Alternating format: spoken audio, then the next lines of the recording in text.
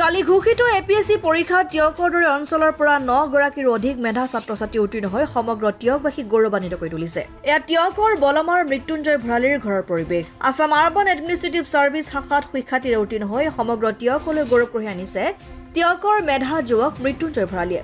উল্লেখযোগ্য যে মৃত্যুঞ্জয় এই পৰীক্ষাত উত্তীৰ্ণ হোৱাৰ পূৰ্বে অসম আৰক্ষীৰ উপ পৰিদৰ্শক আৰু পঞ্চায়ত আৰু গ্ৰাম উন্নয়ন বিভাগৰ অভিযন্তা হিচাপে কৰ্মৰত হ'বলৈ সুযোগ লাভ কৰিছিল।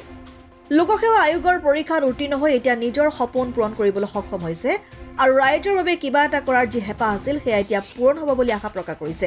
লগতে চৰকাৰে নিকা তথা মেধা ভিত্তিত যিদৰে এইসমূহ নিযুক্তিৰ ব্যৱস্থা কৰিছে তাৰ বাবে ধন্যবাদ জনাই আগলৈও এই ধাৰা চৰকাৰে অব্যাহত ৰাখিব বুলি আহ্বান জনাইছে আৰু সকলোকে নিজ নিজ সাধ্য অনুসৰি চেষ্টা চলাই যাবলৈ আহ্বান জনাইছে ছাত্ৰজনে।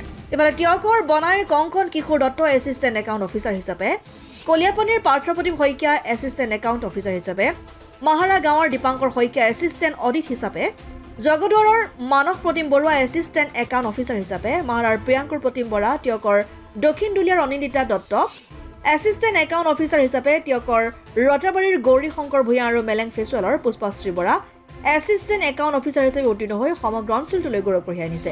খুব সুন্দৰ অনুভৱ, ৰিজাল্ট দিলে নিশ্চয় ভালেই লাগে।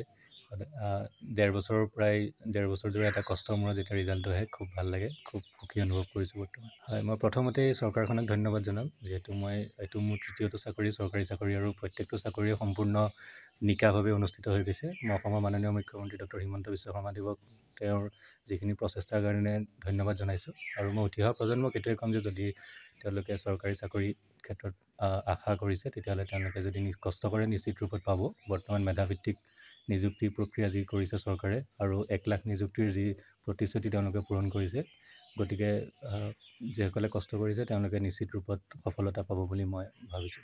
অসম আদিত্য টিয়ক।